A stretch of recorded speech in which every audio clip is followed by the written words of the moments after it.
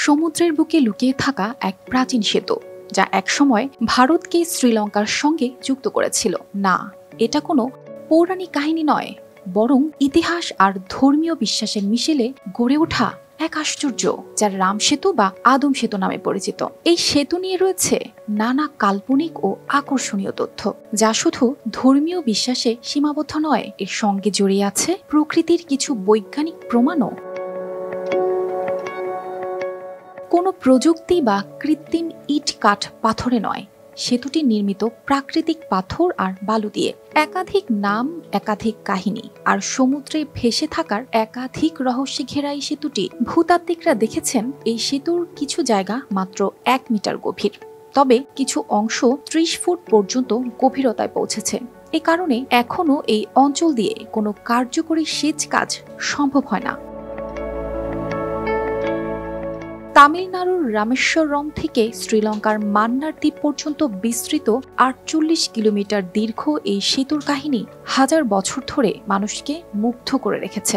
বিজ্ঞানীরা বলছেন, সমুদ্রের নিচে অগভীর চুনা পাথরের স্তূপগুলো একসময় দুই দেশের মধ্যে স্থলপথের যোগাযোগ রক্ষাকারী সেতুর অংশ ছিল। কিন্তু কেবল ভূতাত্ত্বিক তথ্য নয়, এর সঙ্গে মিশে আছে বিভিন্ন ধর্মীয় কাহিনী। সনাতন ধর্মে মনে করা হয় রামচন্দ্র তার বানর সেনা নিয়ে শ্রীলঙ্কায় রাবণের বিরুদ্ধে যুদ্ধে যাওয়ার সময় এই সেতুটি ব্যবহার করেছিলেন। আর মুসলিম বিশ্বাস মতে এটি আদম আলাইহিস সালামের সেতু, যেখান দিয়ে তিনি পৃথিবীতে অবতরণ হওয়ার পর শ্রীলঙ্কা থেকে ভারত অতিক্রম করেছিলেন। তবে কোথাও কোনো কাহিনীতে এর উল্লেখ নেই যে এই সেতুটি সেখানে আগে থেকেই ছিল কিনা, বা কিভাবে বানানো হয়েছিল, অথবা অন্য কোনো রূপে ছিল কিনা, যা আদম আলাইহিস সালাম সমুদ্র পার হওয়ার জন্য ব্যবহার করেন। কিন্তু প্রচলিত কাহিনী থেকে এই সেতুর নাম হয়ে যায় আদম সেতু। তবে ধর্মীয় বিশ্বাস নয়, 1480 সালের এক ভয়াবহ ঘূর্ণিঝড় এই সেতুটির এক বিশাল অংশ ধসে যায়। এরপর থেকে ঘূর্ণিঝড় ও অন্যান্য প্রাকৃতিক দুর্যোগের ফলে সেতুটি ধীরে ধীরে সমুদ্রের গভীরে তলিয়ে যায়। কিন্তু এর কিছু অংশ এখনো দেখা যায়, যা ইতিহাসের এক মহাস্মৃতি হয়ে দাঁড়িয়ে আছে। মজার ব্যাপার হলো, 15 শতাব্দীর আগে এই সেতু দিয়ে পায়ে হেঁটে যাওয়া সম্ভব ছিল। মন্দিরের নথি অনুযায়ী মানুষ তখন রামেশ্বরম থেকে সরাসরি শ্রীলঙ্কায় পৌঁছাতে পারত।